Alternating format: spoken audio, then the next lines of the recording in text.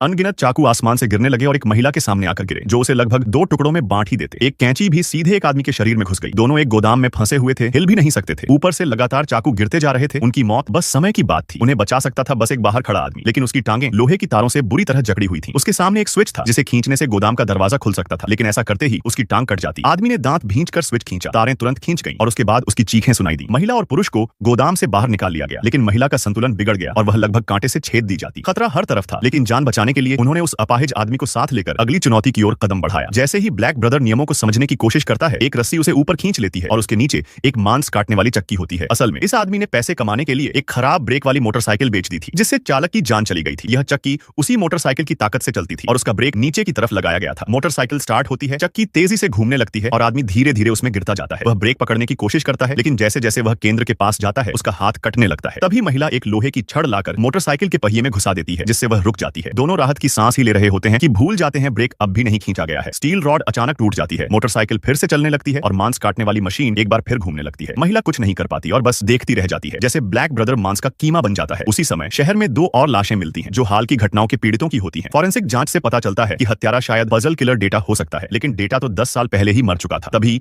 एक forensic doctor जांच के दौरान अजीब व्यवहार करता है और पुलिस उसका पीछा करते हुए एक गोदाम तक पहुंचती है। वहां उन्हें डेटा के बनाए सारे पुराने हथियार मिलते हैं, जिनसे उसने पहले लोगों को मारा था। अगले दिन उसी गोदाम में एक और शव मिलता है, जिसे मांस का कीमा बना दिया गया था। असली हत्यारा कौन है, ये अब भी एक रहस्य है। उधर बची हुई महिला दरवाजा खोलकर भागने की कोशिश करती है, तभी एक सुअर के सिर वाला नकाब पहने शख्स उसे बेहोश कर देता है।